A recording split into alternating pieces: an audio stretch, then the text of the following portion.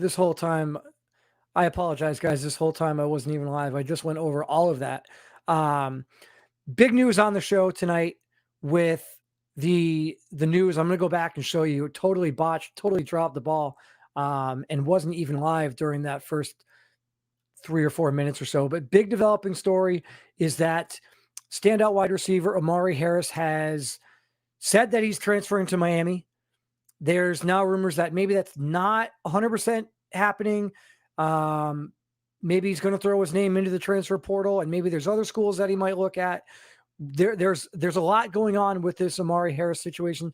I'm going to have him on the show. I want to give him the opportunity to come on the show and speak his piece, give him the chance to explain his side of the story and why he might be looking at Miami, why he might transfer to Miami, and what led him to come to this decision. Again, for those of you just tuning in, completely dropped the ball on my end for the Open. I do apologize for that. The Open went and the Open ran, and I went for about 3 or 4 minutes about this and leading into it and realized that it wasn't even recording. So I do apologize for that.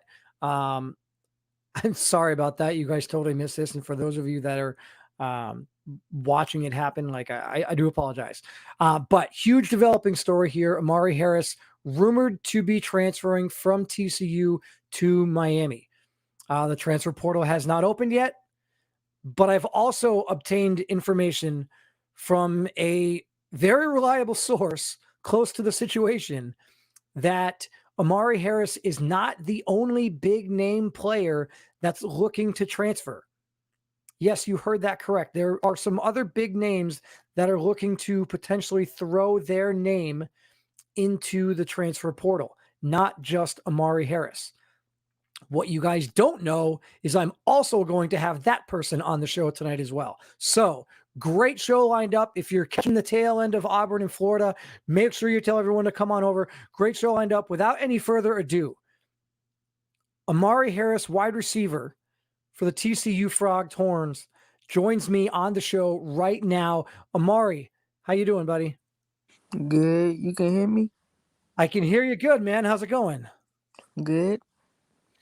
All right, so let's just get right into this.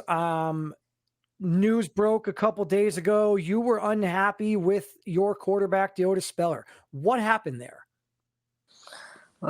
After the game, before the game, he threw 4 picks. Yeah, I was kind of frustrated. Sure. Yeah, but I was unhappy with his performance because I feel unhappy with his performance, right? Yeah. Okay. Because I feel like he probably could have got me the ball more, but he forced too many passes. He rushed the passes and all that. Okay, so I mean, are you looking at yourself, right? Like let's forget about Speller for a minute, because at the end of the day, Speller doesn't have any impact on your future in the RFL, right? Like the goal here is to get to the RFL. So let's remove Speller from the situation. And if I'm being perfectly honest, yeah, he threw 4 interceptions. It was just a bad half, right? I mean, 4 interceptions, all of them in the second half. It was just a bad half. If you look at Speller through the season, I believe he's leading the college series in yards. He's putting up a decent season. So I think this is where a lot of people, this is why I wanted to have you on the show, because I think this is where a lot of people were thrown and were extremely confused by your comments and your frustration and ultimately your decision to say that you were going to transfer to Miami, because I don't think from the outside looking in, I don't think that the average person looks at the TCU situation as a negative one. I think, and maybe in the locker room, and maybe things are a little bit different, but I look at Devontrez Sharkley and I look at his performance so far this year. He's I believe he's the number 1 wide receiver in receptions, and I believe he's first or second in total yards receiving in the entire college series. Then I look at yourself, 56 catches on the year, 891 yards and 4 touchdowns through 9 games. Like that's not, that's not Heisman numbers, right? But those are those are good numbers. So when we look at the offense at TCU, I don't think that very many people are saying it's your fault on offense that the team isn't doing better than it is. Am I wrong in that? Like, are you unhappy with the entire offense? Are you like, where are you at right now in terms of of your level of, I guess, happiness at TCU? Well, I mean, I'm not that mad. I'm having a It decent seemed like you were pretty mad. I mean, you came out and said, "Mike, basically, no certain terms, my quarterback sucks, and I want to transfer to Miami." Well, I might have just said that from frustration from that one game. Okay, Yeah. But all right, and that's fine. That happens, and it's credit to you for, I guess, you know, coming to that realization and accepting that, or understanding that, yes, you are an athlete, and mhm. sometimes this happens in the heat of the moment. You're allowed moments of frustration. I think it's important for you to recognize that, and I guess take ownership in that. Um, I guess the big question here is, you came out and said you were done with TCU. You were transferring to Miami. There was a lot of conversation going on in the college series community, in the RFL community. I will even tell you there was some back office, closed doors conversation between between a lot of league officials and coaches, discussing this entire situation and the Mhm. potential impact that it could have on the entire league. So I'm going to ask you the question that everybody wants to know, the question that everybody wants to know the answer to: where are you playing football next year? Well, right now I'm still gonna play at TCU, but Well, right now, yeah, because we got 4 weeks left in the season. mhm, next season I plan on still staying at TCU. But if anything happens, then I'll change my mind. But most likely I'm gonna be at TCU next season. Okay, so I'm going to say, give me a number, percentage chance, greater than 50% chance that you stay at TCU. Probably about 70% chance. 75. I stay. 75 you're staying. Mhm. All right. Well, you heard it here first, guys. 75% chance Omari Harris is staying at TCU. This is quite possibly news to some of you who thought that he was done and gone. He had said that he was done with TCU. He wanted to go to Miami. He wanted to win a national championship. Miami's in a position to win a national championship this year. However, that wouldn't do you any good. This year, obviously, Mhm. 75% chance that you are staying at TCU. That's Yep. what you're saying. Yeah. All right. All right. Well, let's see how the rest of the season goes. I appreciate you coming on. Like I said, I really wanted to get to the bottom of this because I think this is a big story. I think um, a lot of people are interested in this, not just because they're interested in where you are going to play and what the impact might have on TCU and what the impact might be on Miami, but I think a lot of people are also interested because it might open up the door and it might open their eyes a little bit to other opportunities. So I know that you have found yourself in this, I guess, giant storm of controversy. But Mhm. I do appreciate you coming on. I appreciate you giving me the time and explaining everything and going over everything. And I guess a lot of us are coming away from this now thinking that you said it. You're going back to TCU. Yep. All right. Well, Amari, I appreciate the time. We'll talk again soon, and good luck the rest of the season. All right, bud? I appreciate it. All right, man. Take care. All right. Well, so we went from 48 hours ago. Today's Thursday. We went on Tuesday afternoon, Tuesday evening. Amari Harris was leaving TCU. He was going to Miami. The conversation was over. It was just a matter of what it was going to mean for TCU and what it might mean for incoming players at Miami, right? And what it might mean for the current players at Miami if Omari Harris transfers. What does that mean for TCU next season? And what does that mean for Miami next season? Now, the timeline hasn't moved that much. We fast forward 24, 36 hours. And you just heard him say 75% chance he's not going anywhere. Now, again, take that with a grain of salt, take it as you will. If I'm being perfectly honest, I think that he should either stay, or if he wants to play for a different school, I think that he should look at those other schools that are out there. I don't think that going to Miami is the answer for him. I don't think that Miami is looked at as this offensive juggernaut. They're not in position to win the national championship right now because of their offense. And anybody who thinks that they are is clearly not paying attention. This Miami team is not built around their offense, and they probably never will be.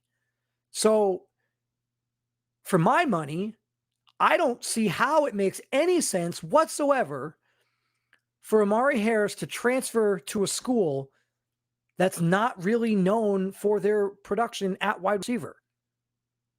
If he was a running back, maybe, right? We've seen some good running backs come out of Miami, but we haven't. Last season, DJ White? No, get out of here with that. I don't want to hear it. The wide receivers, Miami had 3 user-submitted wide receivers last year. None of them jumped out at the page. None of them were first-round picks. I believe 2 of them were 4th or 5th or 6th-round picks. Like, we were not talking about Miami as this offensive juggernaut.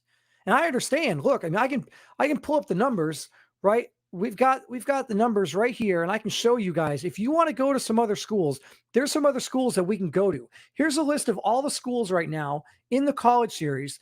And I don't believe this was the final number from when the season started. But Miami's 3rd on the list right there, basically 2nd on the list with 21 players. Okay, 4 of them were wide receivers. Now, I think some of those guys moved. I don't believe that Miami currently has 4 user-submitted wide receivers. I could be wrong, but I'm pretty sure that changed a little bit. But guys, what are we doing here when we let's look at some of the teams at the bottom, right? Florida.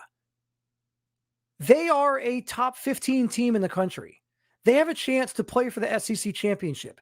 USC was just the number 1 team in the country 2 weeks ago. They have a chance to potentially make the Final Four. South Carolina still has a chance at the SEC. Very respectable season. They knocked off Georgia. They prevented Georgia from running back-to-back undefeated seasons. Very good team in South Carolina. Okay? The rest of these teams on here, man, maybe a little bit of a tough season. But we have seen flashes from Iowa. We have seen flashes from Auburn. We haven't really seen much from UCLA. We haven't really seen much from Arizona State. Florida State, great running back in Amari Bone. My point behind all of this is, why are we constantly talking about guys going to these juggernaut schools where there's already, look, the numbers are right in front of you. Like, don't make me do this. There's 2 and 3 and 4 wide receivers submitting players to these schools. And you think that your RFL career is going to be a success? You're going to be a 7th-round draft pick. You're going to be a 65 overall, and you're going to be 5th on the depth chart for the next 4 seasons. That's not me being a jerk. That's just the way that it is. You look at the top 10 wide receivers from last year's college series that were drafted into the RFL, and look at where they are on their depth chart of the teams that they're on. And I don't think you're going to find anyone who's the number 1 wide receiver on that team. And you probably won't find very many that are number 2 on that team. I drafted Pavo Frederick, which I think was one of the top 5 wide receivers in the college series last year. Pavo Frederick had a fantastic season at Alabama, and I thought he was one of the top 5. At absolute worst, he was top 6 wide receiver. He's my 3. He's my 3rd wide receiver heading into the season. He will get time in the slot. That's it. Maybe he'll get some time on the outside to spell Buck Ulbrich or Dariantre Machiavelli.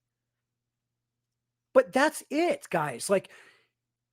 And we're talking about the number 3 wide receiver on his own college team, the number 2 wide receiver on his own college team. You think you're going to enter the RFL at anything above a 69 or a 70? You're lucky to enter the RFL at a 70 overall grade. And if you enter the RFL at a 70 grade, you're 3rd on the depth chart, right? My point is, go to these other schools, right? Look at these schools. Go to Iowa, go to USC, go to Florida, look at Oklahoma. Oklahoma's only got 3 user-submitted players. Granted, one of them's a wide receiver, fine. Look at Tennessee. Not a great team, but we've got some news centered around the Tennessee Volunteers that a lot of people aren't going to like. Right? My point is, find a team that doesn't have a lot of user-submitted players. Find a team that has historically had a decent offense or a good offense and go there. Don't just go to the U because they have a turnover chain. You're going to get swag points and you're going to get love from CP and Lito Loso in the chat. That's not the reason to go to Miami. It's just not. Lito Loso and CP, Chris Polk, they're not worried about their college status anymore.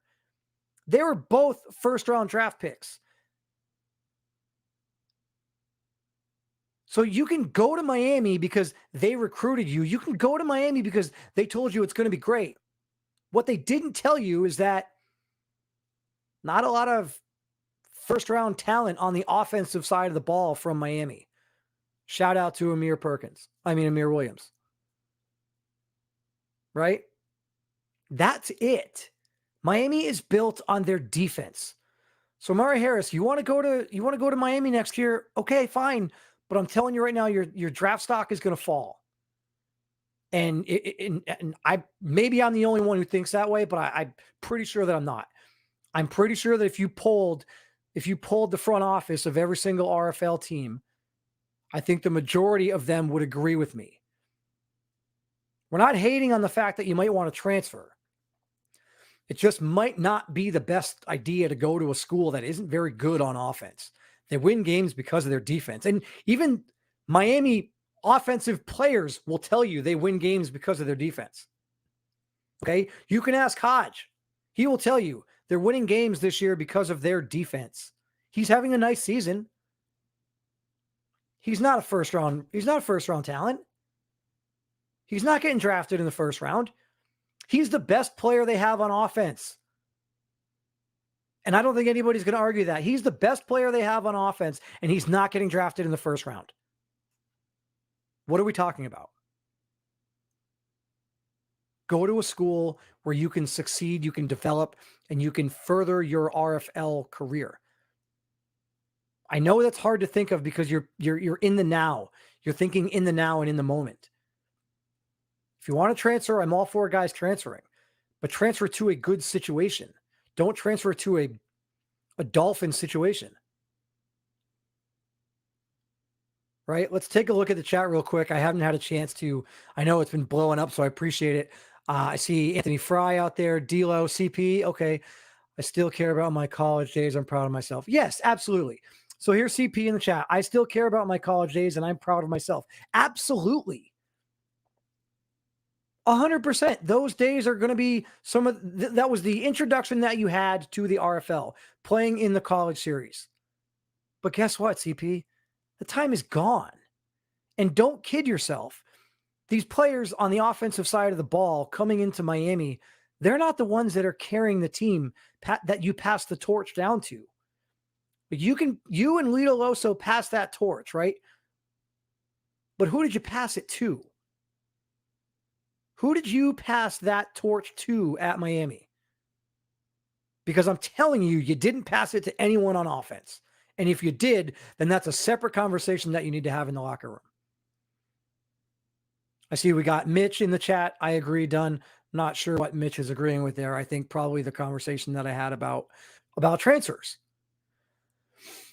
Who else we got? Sharkley. So here's Sharkley up in the chat, leading the college series, number one wide receiver in the college series in receptions, but yet his quarterback sucks. Right? He's the number one wide receiver in terms of receptions in the college series, but his quarterback is terrible, so terrible that his other wide receiver on the opposite side of the field wants to transfer it to a team that has a terrible offense. Yeah, it makes a lot of sense. Makes perfect sense. I mean, come on, guys. Don't make me do this. This isn't fun. This isn't fun for me. What do we got here? We got some other how the minors looking in practice. Eric Starter. That's time for another show. We got much more to get into on the transfer portal. So I teased this, guys, at the beginning of the show that Omari Harris was transferring to Miami. The developing story was he was leaving TCU and he was going to Miami. And I knew that there would be a trickle-down effect, not just for Miami and not just for TCU, but a trickle-down effect for the rest of the league, the rest of the college series. And it didn't take longer than 12 hours before we already saw the first domino potentially fall. Earlier this afternoon, as I was mentioning the developing story around Amari Harris and his possible departure from TCU to Miami, I received word that another big college series name might be throwing his hat into the transfer ring. And we could have another big name transferring from a school with a lot of user submits. And so I've kept you guys guessing for a while now. And I don't think any of you know who this is, but he's coming on the show in about a minute. I'm going to bring him on the show and we're going to find out what's going on. But I don't think it's going to stop here. I think there are going to be more and more players as we get closer to the end of the season that start thinking about transferring. The portal will open at the end of the college series, and who knows what it's going to look like. Again, I go back to the list of all of these schools that don't have players at key skill positions. Do not be surprised if we start to see guys transfer to Florida, transfer to USC, and nobody transfer into Wisconsin, transfer to Stanford, transfer to UCLA, Florida State. Look, you're a Florida guy, and you don't want to go to Miami because they got 21 players already on the roster, and you really don't like the Gators. Go to Florida State. They got a good running back situation. They got a decent wide receiver. Go to Florida State. Okay? There's a lot of other schools that are out there, and I think we're going to start seeing some guys look that direction. But right now, I'm going to go out to the phones, and I'm going to bring them in. I'm going to bring in defensive end from Notre Dame, Keno Thedford, to the show to discuss his future with the Fighting Irish. Keno, what is going on, buddy? What's up? Can you hear me? Is my mic good and all? Yeah, you're good, man. I got you. Yeah. So, all right, this is news for probably, I would say, 95% of the league. This came across the wire to me earlier this afternoon. I appreciate you reaching out. I appreciate you giving me the scoop. And more than anything, I appreciate you coming on the show to discuss what is going on at Notre Dame. And it's been crazy and stuff. And man, it's just like I like Notre Dame. Notre Dame's cool. I love everybody there, but it's just like I just don't feel like Notre Dame is best for me as my player. And Okay. like the D line's great over there, but I just feel like I don't think I fit in like that. Even though I have been balling, I feel I might need to go somewhere and start anew. You know what I mean? So what is it? I guess let me rewind here. Let me rewind. When was it that you first thought about possibly leaving Notre Dame? Are you there? Yeah, I'm Okay. here. Yeah, sorry, I'm on the phone with certain people that can't be named right now throughout the league. But I feel like just after the Baylor game, it's just like it was a good offense, but I just feel like the defense just wasn't right because it's like what Baylor just kept doing and doing and doing. It's like if you think about it, right, defense would like pick up to it. No shade, nothing, but I just feel like after the Baylor game, I thought about it. Me and my parents talked about it before. You know, they get new jobs everywhere, so they're gonna be. So I talked about it with my parents and stuff. So it's been crazy. My phone been blowing up lately because everybody's surprised about it. But I feel So like so I guess I got to ask because I said the same thing to Omari Harris when we had him on earlier. He has a bad game. They don't look great. He throws his quarterback under the bus and he says, "You know what? I don't want to play at TCU anymore." It kind of and correct me if I'm wrong, but it kind of sounds like you guys had a bad game. You lost to Baylor, and close the door, go out there, practice the next week, and just win the next game. Like, right? I mean, I guess maybe I'm uh, oversimplifying it a little bit. It just seems like you guys had a bad game, and rather than blow up the room, right? Like, I get that. But it's just like right now, nothing's solid right now. You know, I'm right. still up in the air because I'm gonna see how the next few weeks go. And like the next few weeks and obviously bowl games and all that. We'll see. That's when I'll start making my solid decision if I'm gonna stay or not. But right now everything's 50-50. But right now, you're saying 50-50 you Leaving. stay, 50-50 you leave. Yep. Okay, so then my follow-up question there is how many schools are on the list for Keno Thedford in College Series 4? If it's not Notre Dame, how many other schools are on that short list? I got about four. Who That are they? four. Ohio State's one of them. Georgia, obviously, and probably Baylor might be one. Thinking about it, and then probably I don't know, man. Probably going back to my hometown, Texas. I thought about Okay, it. okay, so Baylor 21 guys, Ohio State 12 guys, Georgia 15 guys. You're not taking my clearly you're not taking my advice and going to a school where you could potentially be the standout number one guy on the entire defense. Is there a reason why you chose Texas? Obviously, you're from Texas, right? Is that what you said? Hmm. Why? What's the draw with Georgia, Ohio State, or what was the other one? Baylor. Baylor, obviously, that's in Texas, so maybe that's a little bit of a Yeah, that's my hometown hometown. thing for So you. Okay, so Ohio State and Georgia, like, what about them? Why either of those schools? just because I've been in contact with certain people throughout the whole season. Well, not just throughout the season, but I've been in contact with certain people from Ohio State that I feel like we've been talking and stuff. So this was already up in the air. And I feel like going over there would benefit me and help out the team. Going to where? Ohio Baylor, State. Ohio State. Okay, well, you've certainly got a lot of Baylor love in the chat. Let me look at your boy, Deshaun Evans. We got some Texas love in the chat. We even got some South Carolina love in the chat. I mean, look, you could potentially win an SEC championship at South Carolina. You and Dior Santana on the defensive side of the ball. I mean, that could be a formidable defense for the South Carolina Gamecocks. I guess let me ask you this. Do you think that we're going to start seeing more people and hearing more stories like this? First, it was Amari Harris. Now you're saying yourself.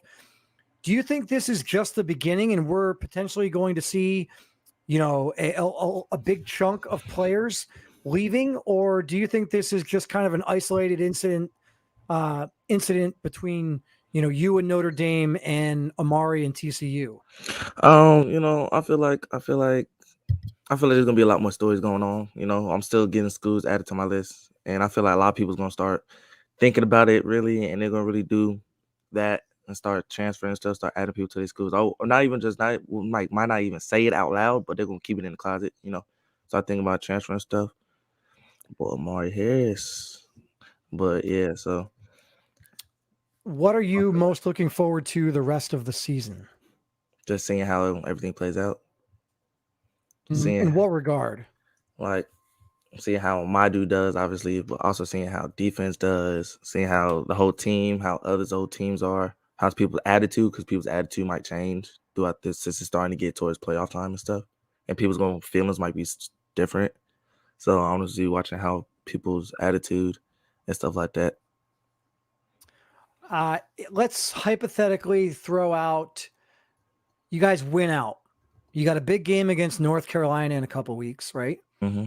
You guys win out. That puts you in position to, I believe, have that number 2 seed. You get that number 2 seed. You play Miami in the ACC championship game, and you beat Miami. You win the ACC championship. It might not be enough to get you in the Final Four, but getting to the ACC championship and potentially beating Miami, or even just playing Miami, does that change, or does that increase your percentage likelihood that you stay at Notre Dame? I can't really say too sure yet because this just a couple of weeks. My mind's still racing about all this, so I can't really put my tongue on it yet. But so all I can say really is gonna see what happens. I mean, we're talking. You just dropped the ball here. We've been talking about Amari Harris for the last 48 hours, and then this afternoon, you reached out to me and totally changed the direction of this show, right? Because originally I was coming on this show to talk about Omari Harris and the possibility of him transferring to Miami, but that's something that we've been talking about for the last 24 to 48 hours. This right here, maybe you've had some conversation behind closed doors, but this is not league privy information. Like, this is something that is literally developing right now. Like, we're basically breaking this story right here on Miners Live, that you are possibly leaving Notre Dame, where you have the chance to possibly win the ACC. Like, you still have a chance to make the ACC championship, still have a chance, albeit an outside chance, but you still have that chance.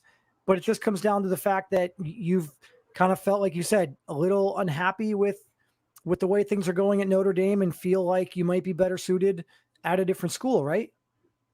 Mm-hmm. That's true. All right. Well, Keno, I appreciate the time. I mean, like I said, thank you for, coming on the show. Thank you for opening up and giving me that information.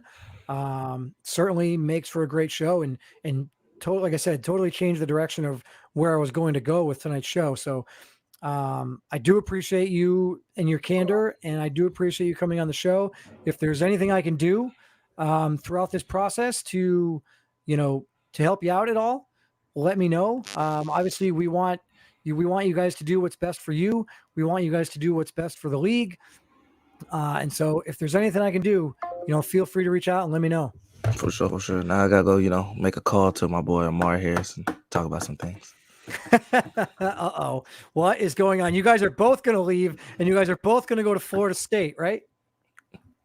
We'll see. I might be going over to his TCU. I don't know. We'll see. I'm going to talk to my boy. Now there's a 5th team in the mix. So we got Ohio State, Georgia, Texas, Baylor, Notre Dame, and TCU.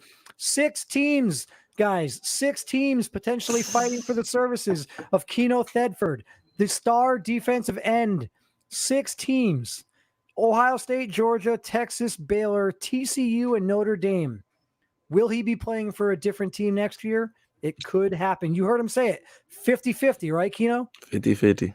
50-50. All right, man. I appreciate the time. Thanks so much. Paul, thank you for having me out here. All right, buddy. Well, so where are we at? Let's rewind this a little bit. There's a lot to unpack here. Omari Harris says he's not transferring to Miami.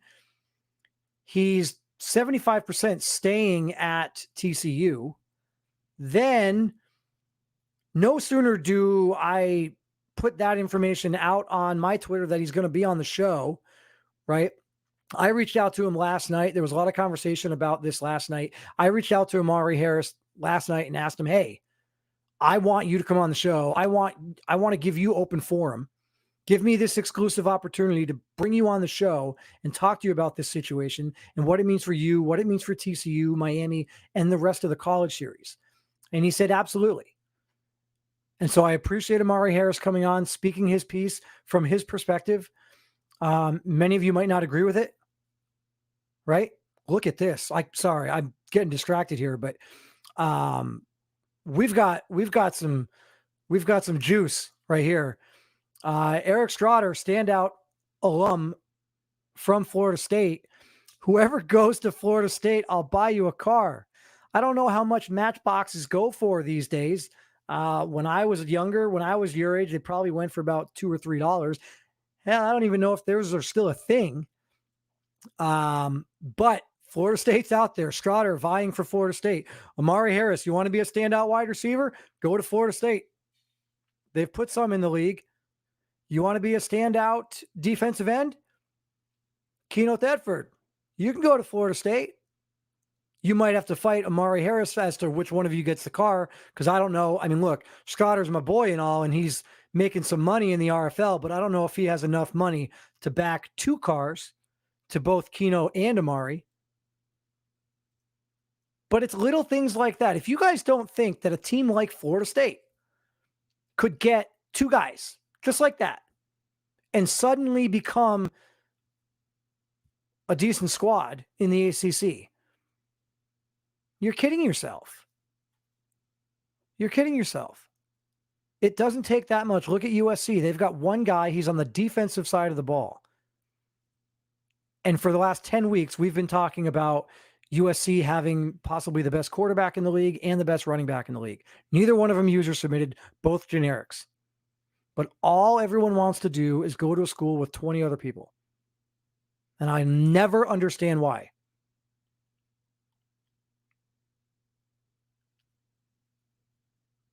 I never said Will Stern was a good quarterback. The running back situation at Florida State is good. I was Vince Wayne's decent. He's shown spurts. Will Stern's not great. Fine. You want to stand out? You've got one of the best running backs in the league who's a generic. Go to Florida State and be a quarterback, guys. Then convince Keno Thetford to play D-end. Convince Amari Harris to be a wide receiver. And you got yourself a number 2 seed in the ACC. Like, it's not difficult. I mean, look at Baylor will have the best D-line. Keno, Ashley, Tripp, and Cross. You could make an argument that Baylor already has the best defensive line. Who cares about whether or not they get Keno? You could make a solid case right now that Baylor has the best defensive line in the league. And now you want to give him Keno Thetford?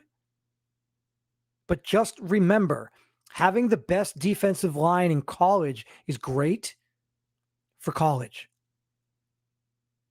You guys aren't doing this for college. At least I hope not. I hope that you guys aren't out here to pay $5 for a college guy.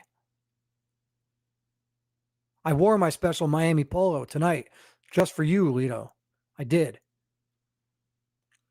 I appreciate you pointing that out because I absolutely did. And don't get it twisted. Don't think I didn't do this on purpose.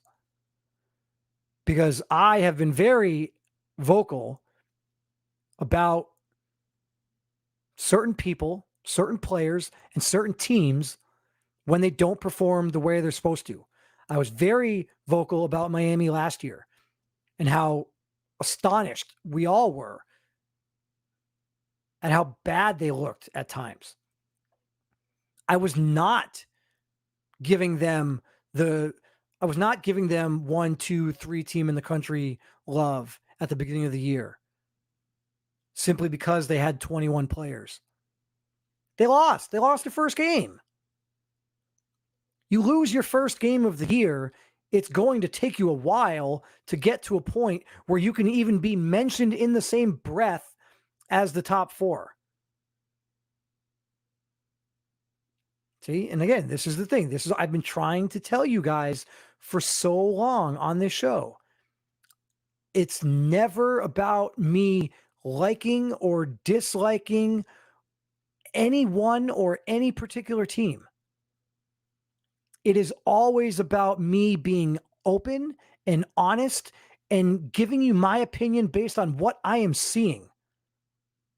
I don't care if Miami has 21 players in the college series. They went out and they lost in week 1.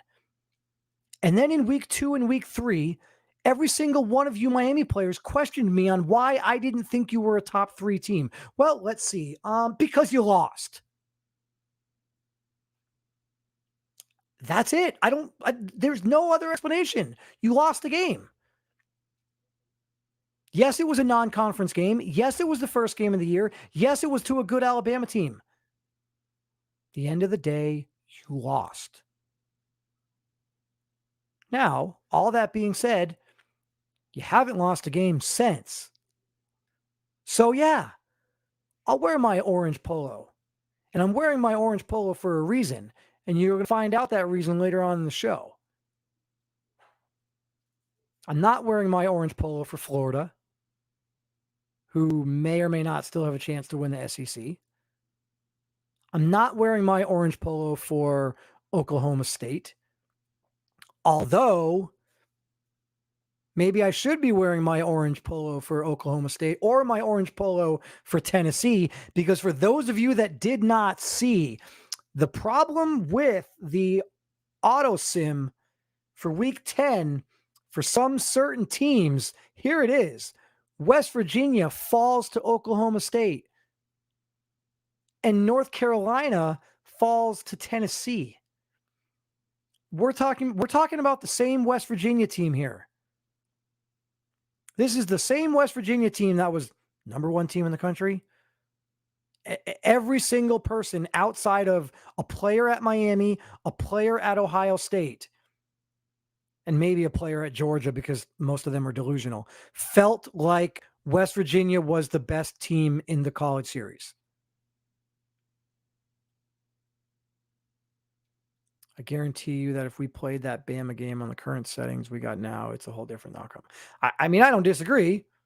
I don't disagree. But that doesn't change the fact that you lost a game, right? Like, it sucks. It sucks that the settings changed. You know what sucks even more?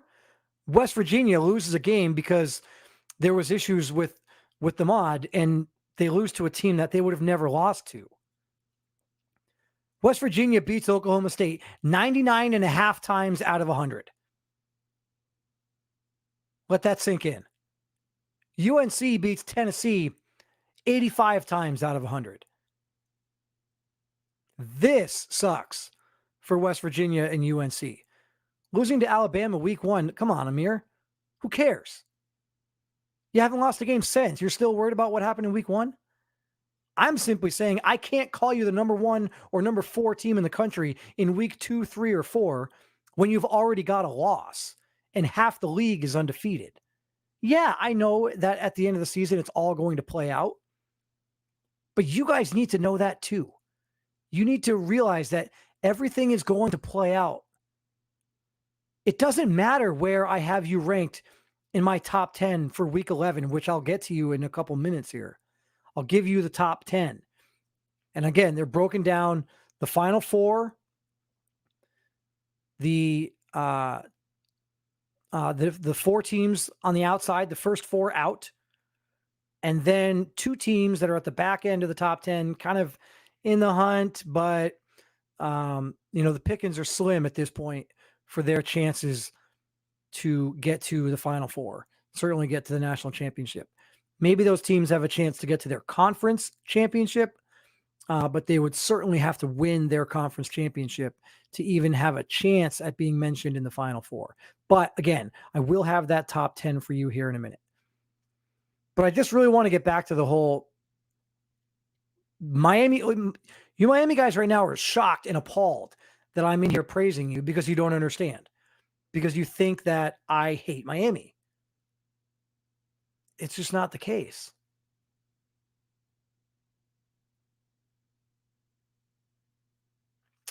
Upset City. Do you not count you guys losing to Oklahoma State as an upset? Do you not count UNC losing to Tennessee as an upset?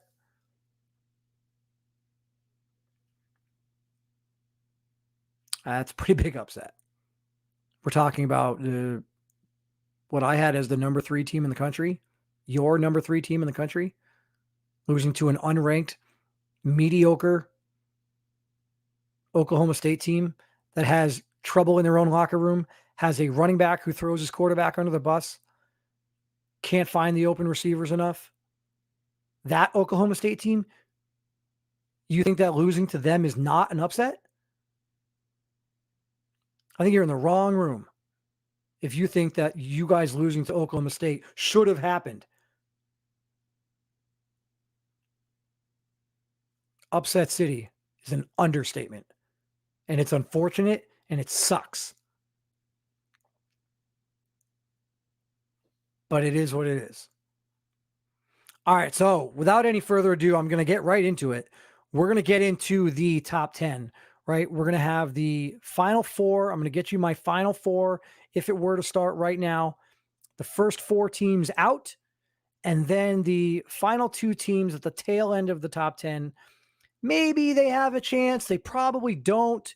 The only chance they really have is if they run the table, get to the conference championship, win their conference championship game, and then maybe a couple dominoes fall towards the top and they sneak into the top 4, the final 4. That's kind of the only chance that these first 2 teams have coming in at number 10 and number 9. So here we go. The College Series Power Rankings presented by Campus Rewind here on Miners Live. Number 10 and number 9 right now. Here we go. Number 10, the Florida Gators. Look, guys, no one has been talking about this team at all. And you could say for good reason. They don't have anything that jumps out at you. They don't do anything that screams, oh my God. Right? They don't have that. But go back and watch the film. Go back and watch the tape. This is an extremely, look at, I didn't even have to say the words. This is an extremely underrated team. And that's coming from a South Carolina fan. Okay? This is someone who understands context. When a South Carolina fan can admit that the Florida team is underrated, we're making progress, people. But this Florida team, I'm not going to go so far as to say that they're scary. But this is a good Florida team. And that record actually says 6-3. But they beat Auburn earlier today. So that actually, I believe, now moves them to 7-3. Obviously, 6 + 1 is 7. So the 7-3 Florida Gators. Everyone's talking about Georgia. Everyone's talking about Alabama. For a while, you guys were talking about South Carolina. And there's Florida just kind of swimming in the swamp of the SEC. And now here they are, ready to attack. Now, they might not have enough in the tank. They might not have enough time. They might not have enough games to get to the point where they need to get to. But if you take a look here at their remaining schedule, they got the win today against Auburn. That gets them to 7 wins. They got Baylor in week 12. They got a long time. They got plenty of time off between now and that week 12 Baylor game. And then they got, obviously, the big rivalry with in-state rival Florida State. That Florida State game should be a win for the Gators. That Baylor game is up in the air. Now, I lean towards Baylor in that game by a pretty comfortable margin. But if Florida can get that win, and Florida gets to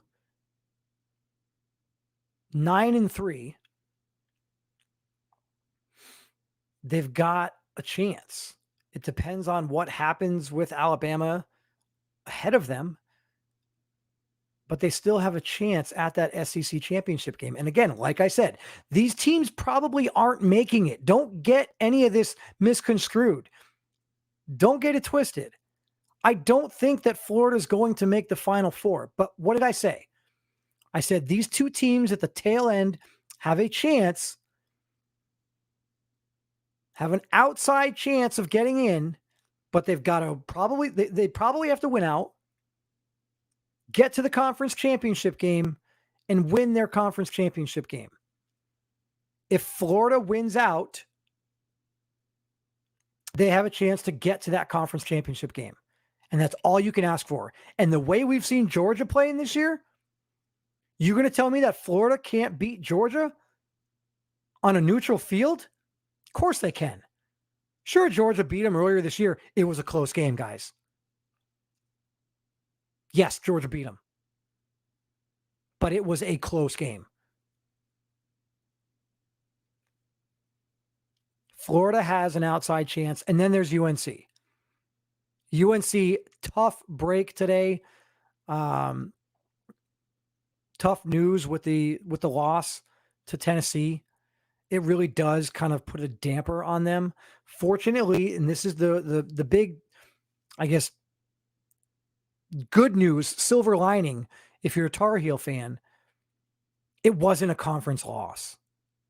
You didn't lose to a team in your conference that's going to give you an extra conference loss that's going to prevent you from getting into the ACC championship. Look, the Miami Hurricanes are going to be in the ACC championship game. Book it. But that number 2 spot is still up in the air. Notre Dame, who didn't make this top 10, still has a chance to get into that number 2 seed for the ACC, to get into the ACC championship game. Right now, UNC is that team. But they've got to win the ACC championship if they have any chance of getting into the Final Four. The only automatic ACC champion bid to the Final Four is going to be Miami. I think we're going to see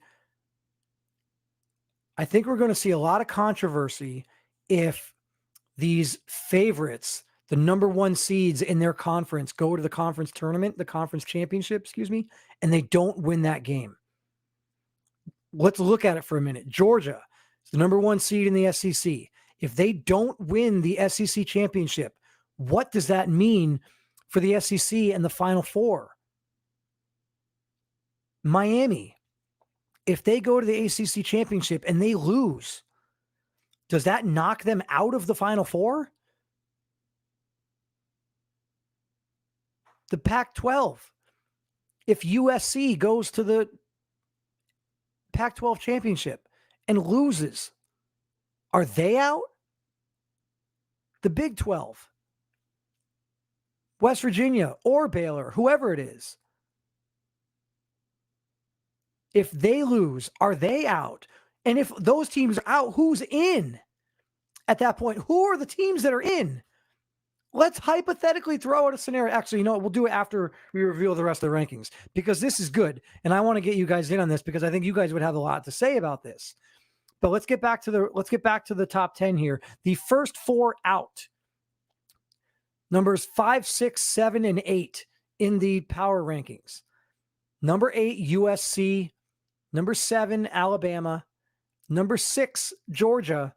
And number 5, West Virginia. Guys, West Virginia falls outside of the top 4.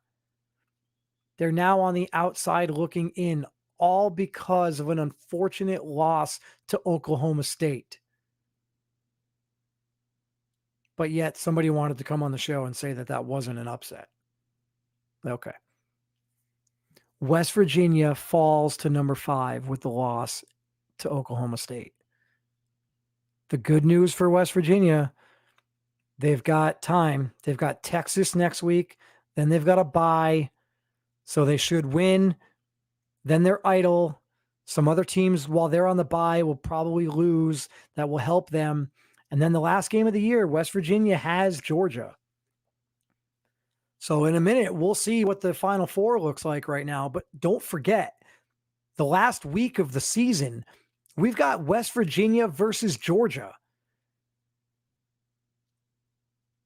There's a good chance that both of those teams have already locked up the number 1 seed and are already going to the conference championship as the number 1 seed. But if one of those 2 teams were to lose in the conference championship game, that head-to-head matchup is likely going to determine who goes to the Final Four.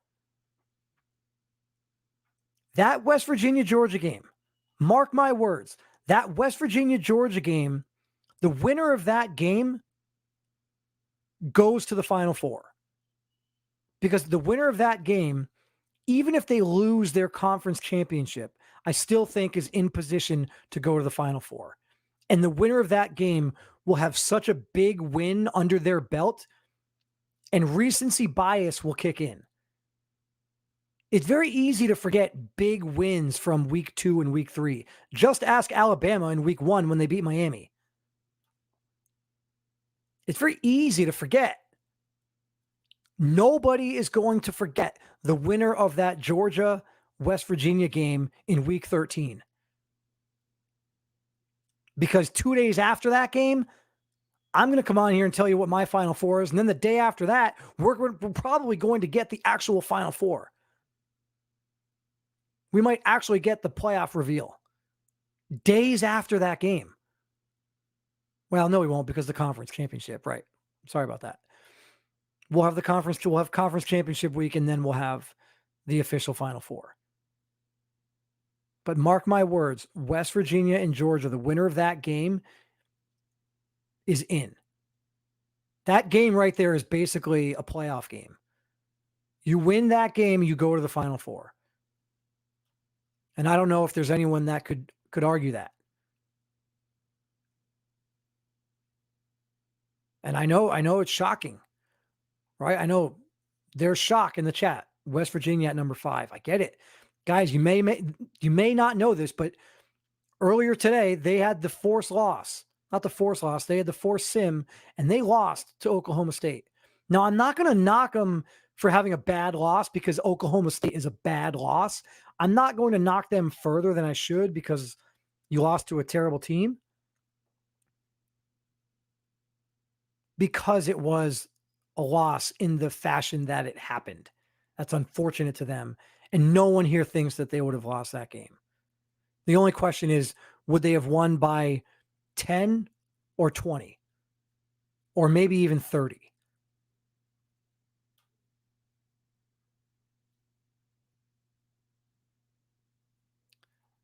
UNC keeping Clemson alive in the conference title race. Clemson's out. Let's not talk about Clemson. What's the score? Amari's asking what's the score. What game are you talking about, Amari? You guys got to be more specific. We can get to all your questions in the chat, but come on. If you want questions answered in the chat, you got to be a little bit more specific. Are we talking 7? Oh, we're talking the West Virginia game.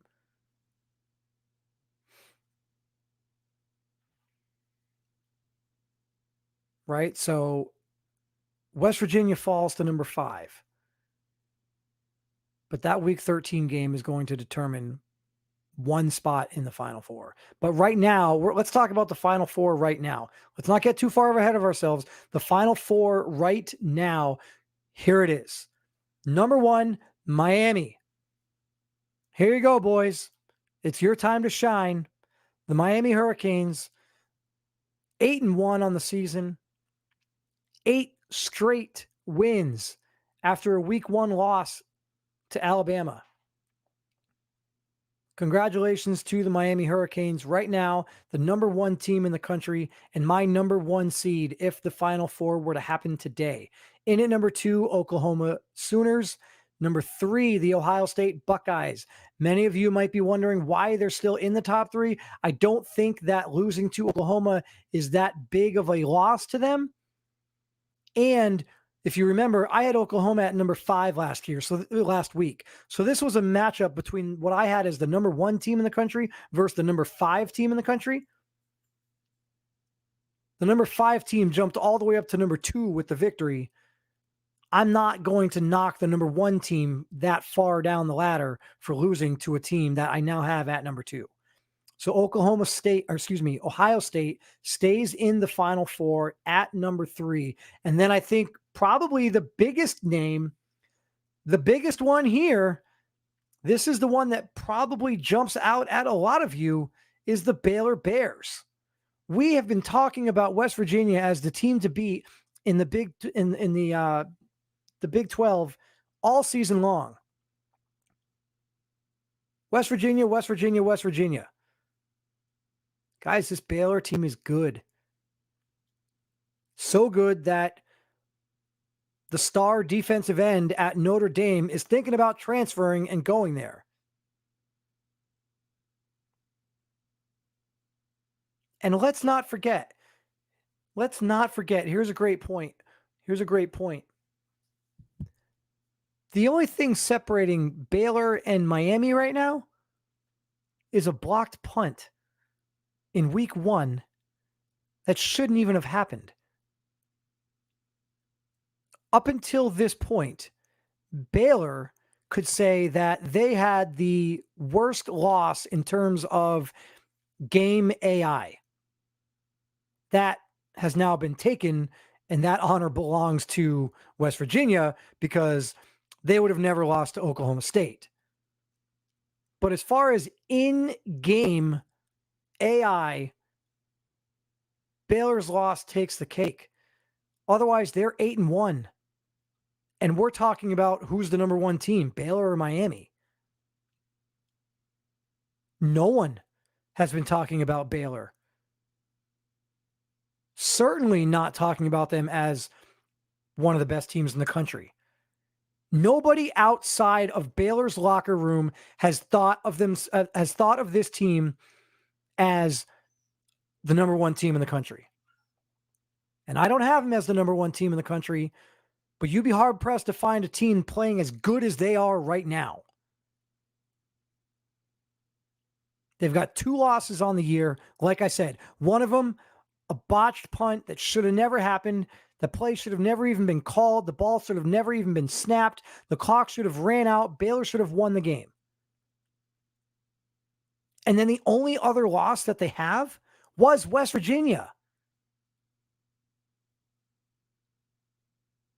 West Virginia is the only other loss that they have on the schedule. And so again, are things going to change when we look at the top 4 here and then we take a quick look at 5? West Virginia beat Baylor. But right now, I've got Baylor in over West Virginia. That's very likely to change. West Virginia goes out this week and balls out. They could very easily, both teams could win. Both teams could win this week. If West Virginia wins convincingly in a blowout and Baylor struggles a little bit with Oklahoma, which could very easily happen, Baylor's got a tough game against Oklahoma. And then they've got a tough game against Florida. And then they've got a tough game at Miami. So yeah, I don't have a problem putting Baylor in at number 4 right now because guess what? I don't think they're going to win out. I don't think Baylor's going to win at home against Oklahoma, on the road at Florida, and on the road at Miami. But if they do, you can't tell me they're not going, you can't tell me they're not worthy. You can't make that argument. If they run the table at home against Oklahoma, on the road against Florida, and on the road at Miami, you cannot make a conscious argument to keep them out of the Final Four. Then you got to look at West Virginia's schedule. What if West Virginia loses to, well, they don't have a conference game, so they're pretty much locked into the conference. But again, that Georgia game is going to be big. Guys, we've got some big games coming up. Big games coming up. I don't want to keep you guys much longer. I know we've got the game going on over on the RFL channel right now. So we've got that. It is the West Virginia. It's that West Virginia Texas game right now, correct? Is that the game that's going on, guys? Anyone in the chat got that game up right now? We are talking the West Virginia Texas game right now. That's going on, right? All right, thought so. So yeah, guys, be sure to go over and check out West Virginia and Texas. Again, West Virginia falls outside of the Final Four rankings right here in at number 5. That win against Texas, they could beat Texas convincingly and make a case to get back into the Final Four next week. So go on, check that out. A lot of action coming up in week 11. Guys, as always, appreciate the support. Please check out the YouTube channel, Chris Dunn, Sacramento Miners on YouTube. We're up to 70 subscribers.